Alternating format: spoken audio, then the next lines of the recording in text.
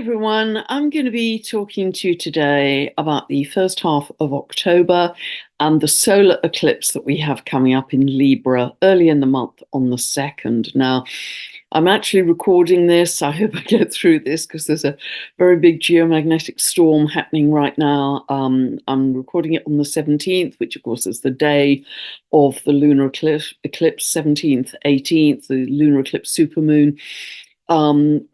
Because the supermoon eclipse is in Pisces and also conjunct Neptune, one of the big themes we anticipated was flooding, water issues, flooding.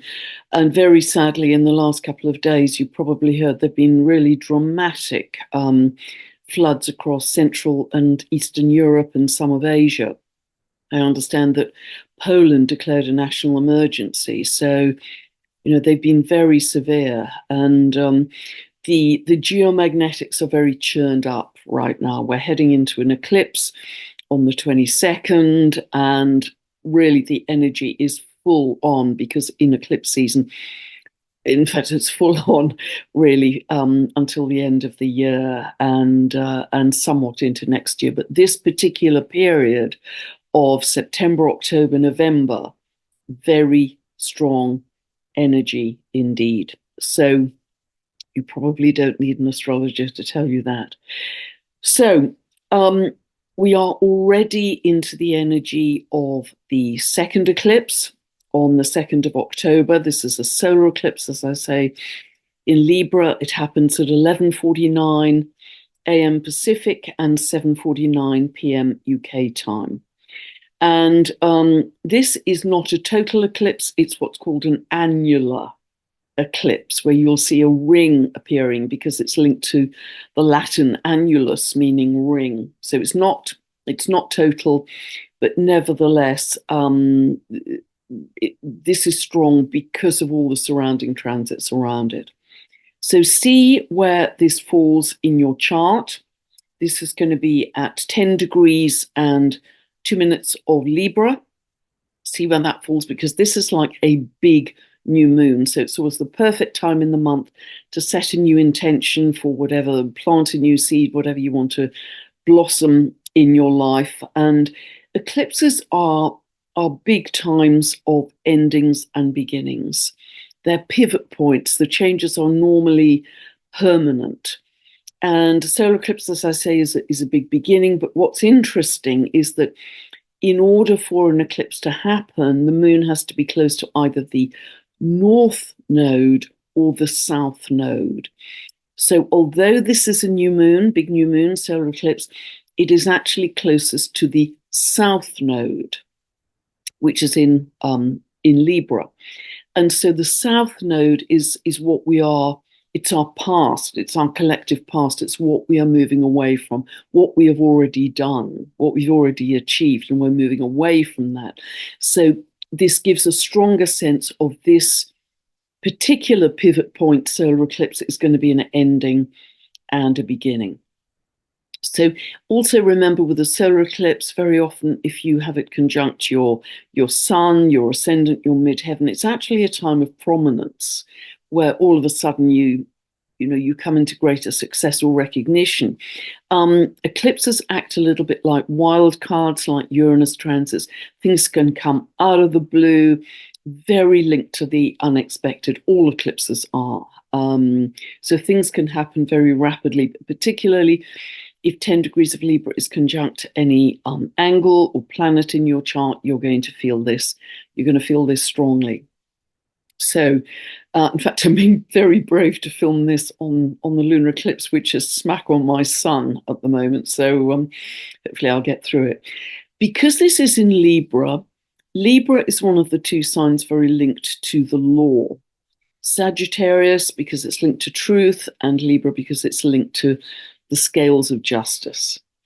And so there may well be very important legal cases moving through at this time. I'm aware of some of them, very big in terms of their global impact.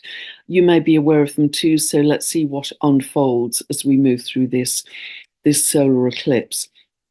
So really as this happens, be aware of, at the solar eclipse, what you can continue to let go. You're probably going to be doing a lot of letting go around the lunar eclipse, because that really is more of an ending. Nevertheless, because this is a south node eclipse, just think in that area of life, what am I going to be letting go? Because it's very possible that you are going to see changes in your relationships at this time. Libra is par excellence the sign linked to relationships of all kinds. Particularly, I would say romantic relationships, but really it's all relationships. And in the past, really up to now, Libra has been the sign that will often bend over backwards to keep the harmony, to keep the balance, to keep the cooperation, keep everything nice on the surface, everything smoothed over and nice. And so it is the sign that I call other directed. Often, if you have a Libra emphasis, you will default to the other, whether the other is your partner, your sibling, your friend, your work colleague, whatever. There's a tendency to say, well, if you're okay, then I'm okay. If that makes you happy, that makes me happy. And so you don't get your own needs met. So be very aware of that if you have Libra emphasis. But I think from this point on, with this solar eclipse, we are going to develop a better sense of needing balance, proper balance in our relationships without defaulting to the other. Because there's a stronger sense of the divine feminine coming in here to balance the divine masculine. We've had very strong, one might say, toxic masculine energy in our lifetime. So the divine feminine is coming in much more strongly. So much greater sense of balance. And in a recent video, I mentioned the victim perpetrator syndrome.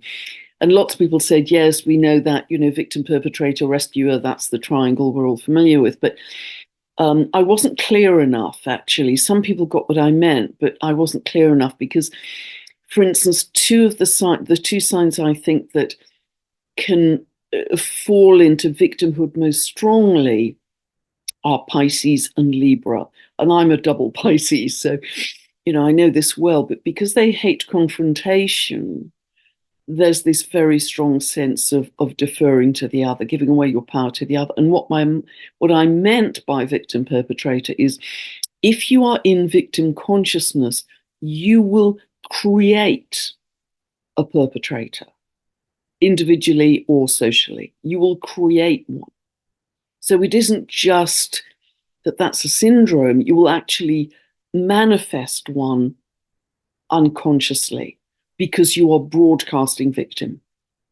And so therefore the victim energy has to continue to be fulfilled by meeting a perpetrator, if that makes sense.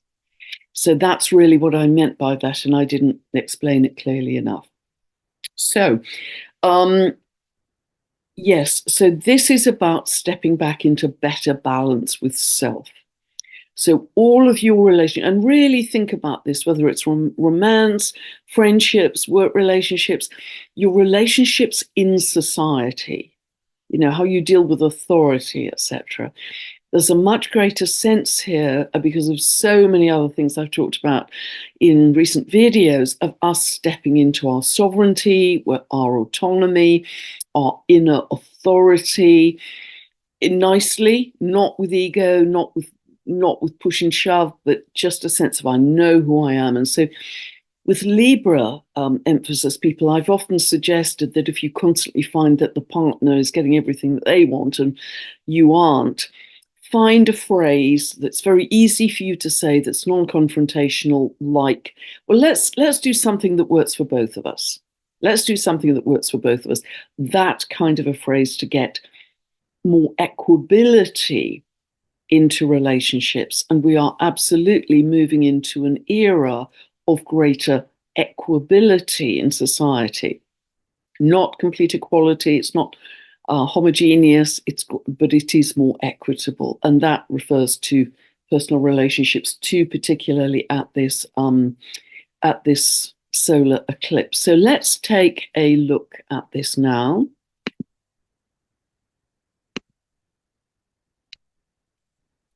So, as always, I set this chart for England, where I live, and let us look at what this has to say. It has a lot to say. It looks very complicated. It is very complicated. So, here is our sun and moon together. It's actually, correction, I was 1 minute off. It's 10 degrees, 3 minutes of Libra. Sun and moon always together at a new moon or a solar eclipse. And just following up on the theme I was talking about there, about sovereignty, autonomy, or inner authority, one aspect I'd like to bring up is this. It's a quindicile, this little Q, this black line, 165-degree aspect. You've got to have a very tight orb of 2 degrees. Mars is quindicile Pluto.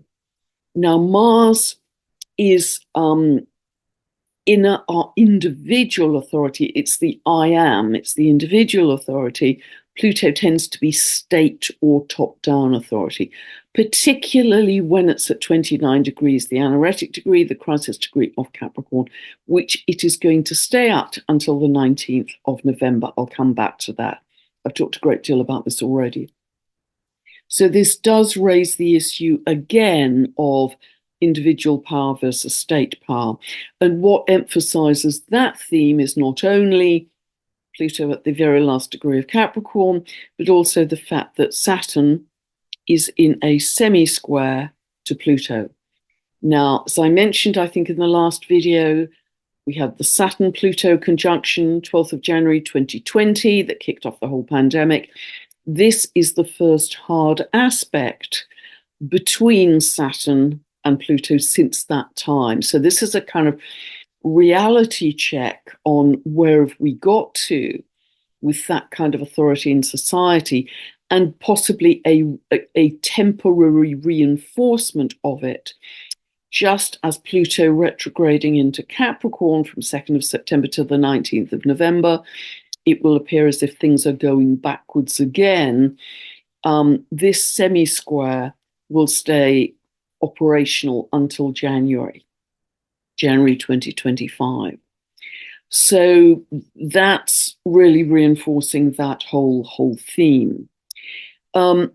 Mars is actually to do with being very protective. When you feel that you are not emotionally secure, you can be quite reactive and impulsive to protect the family, protect your loved ones, protect yourself.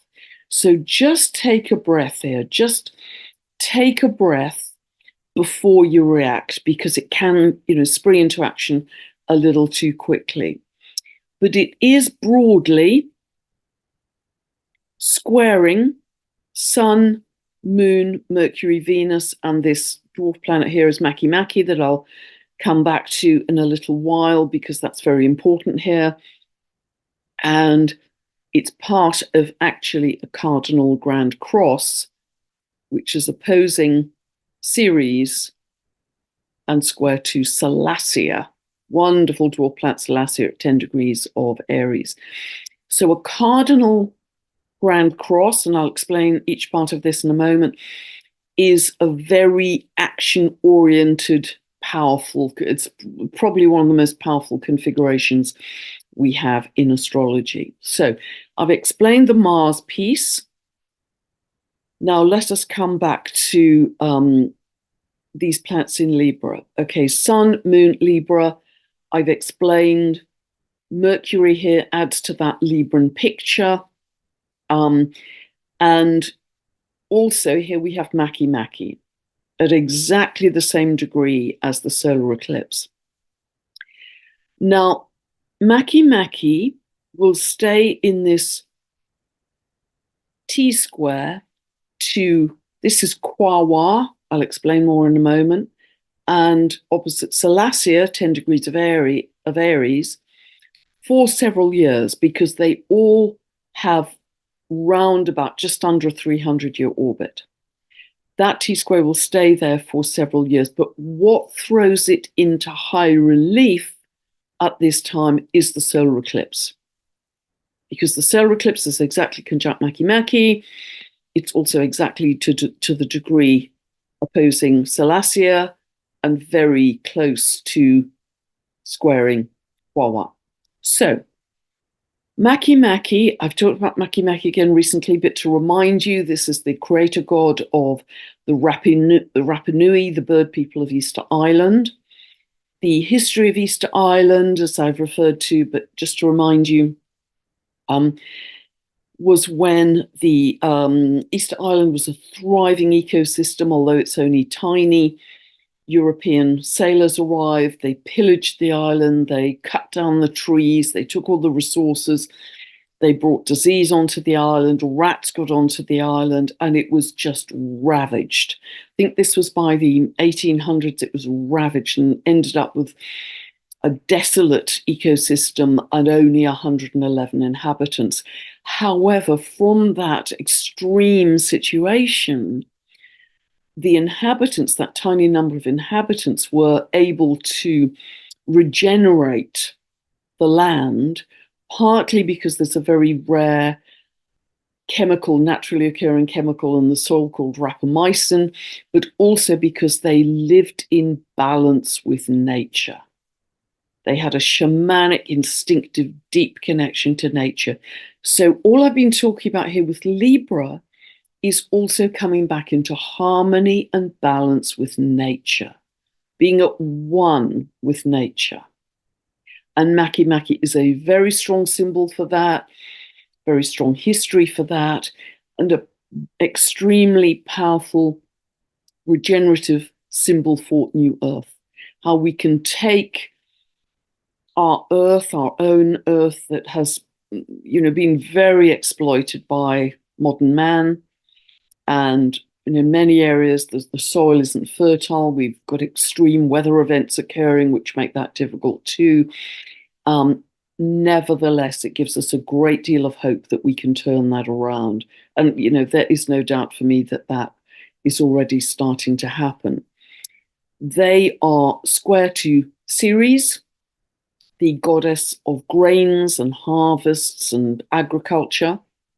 And there is no doubt that food growing is being very challenged at the moment, whether it's fires in South America, fires in California, the floods in Central and Eastern Europe, extreme weather events for natural and unnatural reasons.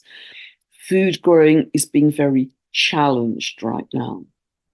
And so this T-square is highlighting that.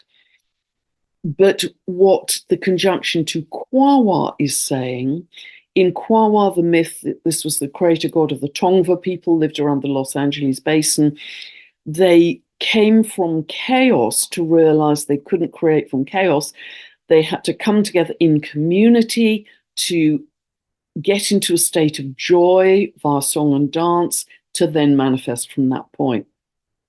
So it's actually about community and vibration, community and frequency, and that's what you create from. And they are both in hard aspect to Salacia, the dwarf planet, mermaid energy, wife of Neptune in myth, connected to the shimmering moonlight and sunlight on the sea. I believe she's connected to photonic energy. Veda Austin in her beautiful work has referred to water as condensed light that is just or on the density spectrum, whether it's light or water, it's on the same density spectrum. We are going to discover so much in terms of how to regenerate our earth, our water, our crop growing via a greater understanding of structured water, light, and frequency and community. I hope I'm explaining all of that. That's what this symbolism is about, being highlighted at this solar eclipse because the sun and moon coming to that exact geometry. It's interesting, I mentioned in a recent video that I know that you achieve optimum vegetable growth if you use different colored lights. for the vegetables to grow under. And somebody subsequently wrote to me and said that they were starting a PhD to study exactly that, how different vegetable growth responds to different colors to create optimum growth. So it's really, so, we are going to discover so much about this. So light, structured water, frequency, vibration, community, deep connection to the earth. That's where we're headed with New Earth. So absolutely fascinating. And what emphasizes that as well is that Mercury is actually in a quindicile, another 165-degree aspect to Uranus in Taurus, new ideas, innovation around food growing and agriculture. Okay, so another thing I want to mention, which is linked to food growing and grains, etc., is there's a dwarf planet called Teheran Hiawatha. And this is an Iroquois creator god linked to the importance of having seeds for the next crop growing, the next harvest, the importance of having the seeds. He's a farmer god, recognizing he has to have the seeds now to produce the food next time around. But what is also fascinating in his mythology, he was the good brother, and the other brother was the kind of dark brother. And Teheran Hiawatha in the myth is connected to being the bridge to transcend duality. The bridge to transcend duality, which I think is absolutely fascinating. And the reason I'm mentioning Teheran Hiawatha is I hope you can see he is exactly at 21 of Pisces at the midpoint of Saturn and Neptune. Saturn's at 14, Neptune's at 28. They are coming into a conjunction. The halfway point is 21. 14 plus 7 is 21. 21 plus 7 is 28. Now, it's too wide at the moment as a conjunction, Saturn-Neptune, but it is moving into a conjunction pretty much all of next year to the degree, not to the minute. It moves into an exact conjunction to the minute, 20th of February, 2026. That is a super important date for humanity as a new episode. However, it is going to be incredibly important through next year. One of the most important aspects next year, and I will be talking 10 tons about it, as will every other astrologer. And what's fascinating about it, one of the many things that's fascinating about it, is that it is very connected to Russian history. It has a 36-year cycle reliably, which means that Saturn and Neptune come together every 36 years reliably. And if we look back at Russian history,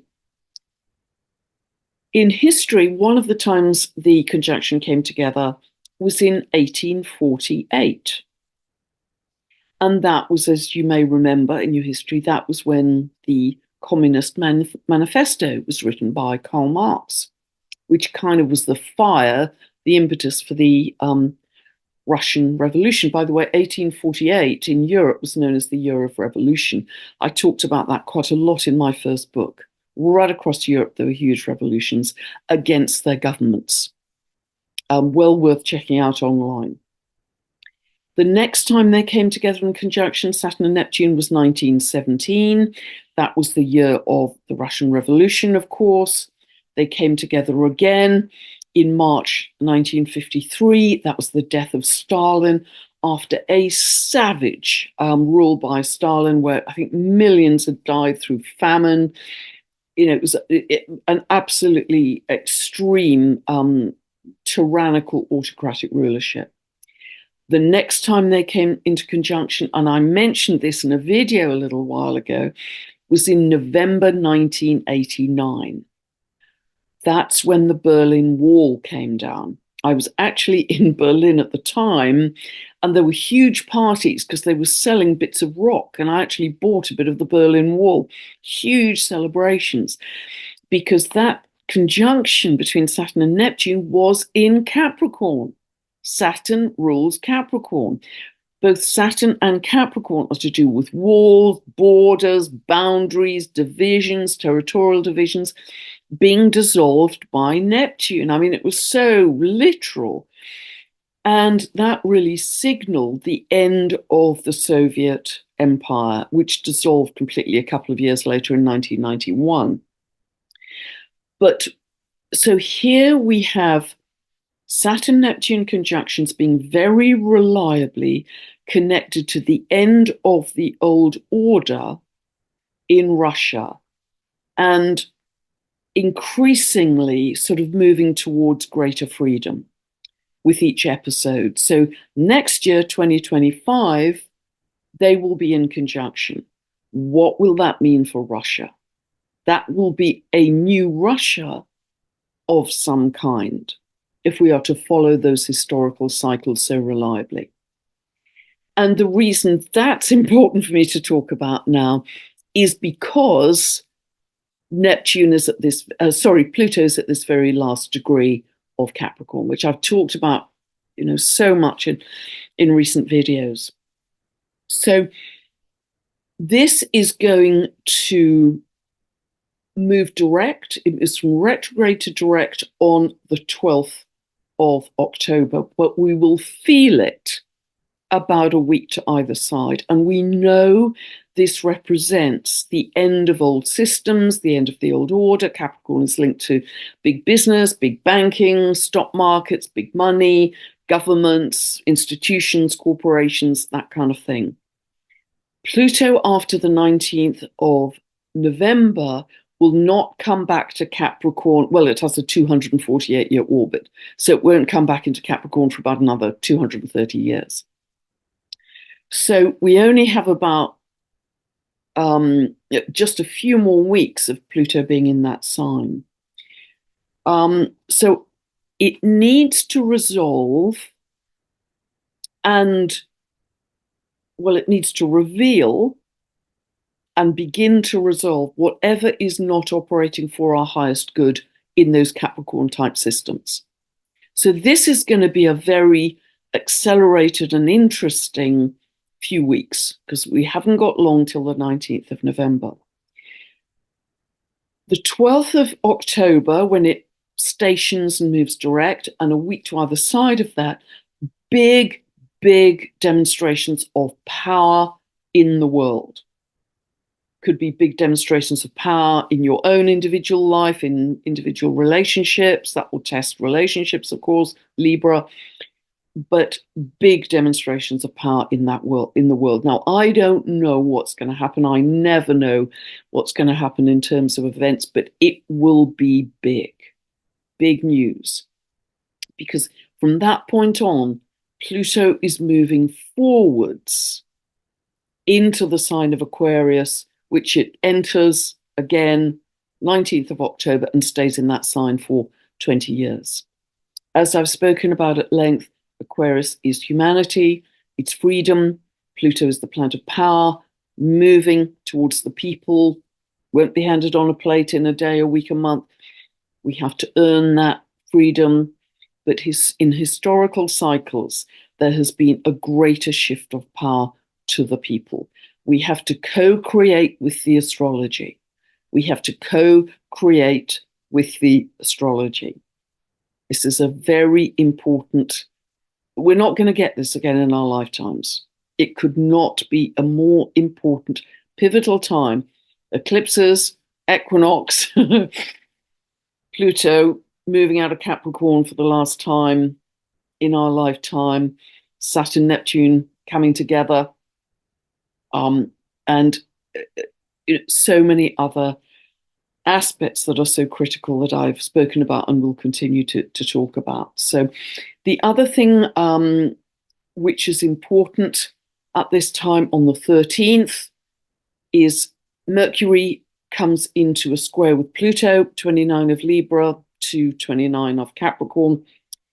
more secrets coming to light. On the 14th, Mercury moves into Scorpio. Again, that tends to reveal secrets. And just backtracking, by the way, on the 14th as well, Venus opposes Uranus. Venus is here. By the 14th, it will oppose Uranus, 26 of Scorpio, Taurus. Now, in relationship, this can bring in, if you're looking for a relationship, it can bring a sudden out of the blue relationship. They're likely to be younger, foreign, very different background to you. It's a very sudden out of the blue relationship, which can be a bit of a wild ride, but it's meant to awaken you emotionally. If you are in a relationship, there will be a need for greater independence from it, greater freedom from it. Remember, this too will pass. It can also bring up sudden shifts in wealth, in currencies, in banking, radical sudden shifts. Could be digital moves, increased steps towards digitization as well. And remember, this is all very much reflecting not only your relationship with other people and society, but your relationship with yourself and with the earth. I came across a chap I haven't come across before called Rollo May recently. And I'm going to quote him twice in this video. One of the things he said, and again, I'm thinking of Libra here, because Libra is quite a conventional conformist sign. Rollo May said, "The opposite of courage in this world is not cowardice, it's conformity." I found that a really interesting quote. But we will have a tremendous sense of pressure cooker as we move through October. Remember, that's at the 3D level, but a tremendous sense of pressure cooker. And we are moving towards yet another very powerful full moon that will be on the 17th of October. But I just want to backtrack one other aspect I want to talk about.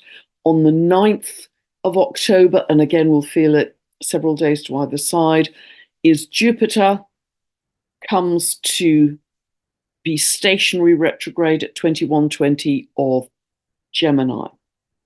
And it will then retrograde back to 11 of Gemini until early February, 4th of February next year. While it is retrograde from the 9th of October, it's closer to the Earth. And when a planet moves retrograde, it is going back over. Going back over is quite a good phrase for retrograde. It review, reevaluate, that kind of thing, redo. And because Jupiter is linked to belief systems, and it's in Gemini to do with the facts, the information, going to be tons of facts and truth and information coming to light, Jupiter retrograde will be, we have great potential to review and change our belief systems because of what is coming to light, the new information, Gemini, the new facts. So that will be a big theme of Jupiter moving retrograde. So incredibly powerful time. Please remember all the things that I bang on about of turning inwards. Remember that we live from the inside out, not the outside in. There are going to be more events, more drama, more color, possibly than we have ever lived through coming up in the next few months. Even more important to turn into your breath, turn into your heart, hug a tree, listen to the birds, drop into stillness. We're never going to see peace. You'll never see peace in your reality until you feel peace in yourself. You'll never see love in your reality until you feel love within yourself. It's an inside job. Everything starts from within us. And we are going to learn our mastery with this, with these eclipses and big aspects that we are living through. So I'm going to stop sharing now. So I'd really encourage you to do that. Book stillness meetings with yourself. join in the very simple 15-minute meditation that we do on a Sunday, all for free. And it was thrilling recently. I had it was kind of a really out there conversation with Zachariah, who was an aspect of Ascended Master Dwal Kul, channeled by my good friend Janet Trelaw. We had an extraordinary kind of galactic conversation. If you haven't heard it, I will put the link for that below, because Zachariah Dwal Kul very much validated the work that we are doing in that meditation. And in fact, many people are leading. Well, I'm not leading it, I'm part of it, but many people are holding meditations all over the world to bring in new earth, to bring in more peace, to bring in more love, to bring in more joy, bring in more compassion.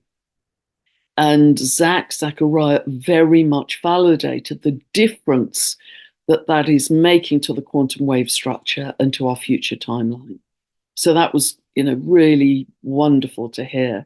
So it's a very rich conversation. It's well worth hearing. I'm going to post also another two videos below that I think are very inspiring. I have no commercial link to either of them. One is an exquisite video. It's called the Joan Ocean film. I don't know if you know Joan Ocean. She's in her mid-80s now. For many decades, she has swum with the whales and the dolphins and communicated with them. It is utterly beautiful, both in its filmic quality and in its message, because Joan is just completely one of these creatures that are very high, that are here to hold the higher dimensions for us as we move into New Earth, very linked to Lemurian energy. It's about 3 hours long, costs $11.11, worth every penny. So I'll put that link below. It also can help the dolphins and the whales. The other, it's a short video recently produced and filmed by Dr. Jude Currivan. It's only about 16 minutes long, about the nature of reality. And it's particularly good, I think, for young people as well.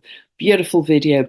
I will put that link below. So, and just really, I know that we are coming together. And again, Zachariah validated this, in a tsunami of love.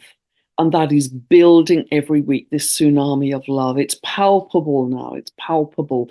And that momentum, remember, we are co-creators. We're not passive observers of what is being created. Tomorrow is invisible. We are creating it with our thoughts, our emotions, our focus, our attention. So step into that spiritual sovereignty and responsibility. There could not be a more important time in history. This is not a rehearsal. We are in the crucible of change right now. And I'd like to end really with another, I love this quote as well. It's very relevant to Libra energy, actually. This is another quote from Rollo May. And he said, "Finding the center of strength within ourselves is in the long run the best contribution we can make to our fellow man. One person with indigenous inner strength exercises a great calming effect on panic amongst people around him. This is what our society needs, not new ideas or inventions, important as these are, and not geniuses or supermen, but persons who have a center of strength within themselves," which I think is beautiful. And if I remember rightly, this sense of peace is very high up Dr. David Hawkins' map of consciousness. It's very high in frequency, from which we can infect people around us and infect the collective for the better, to magnetize in New Earth. God bless. Covered a lot in there as well. Very, very fast moving, eventful times we are in, and we are holding hands and connecting with our hearts at every moment as we move through this. God bless. Bye for now. The next update may be slightly delayed. I'm actually on a 3-day retreat with Veda Austin, completely sold out. Sorry. And so my next update may be a few days delayed, but please bear with me. I'm busy, and I'm very much looking forward to that retreat with Veda. I think it will be amazing. Lots of love to you all. Bye for now.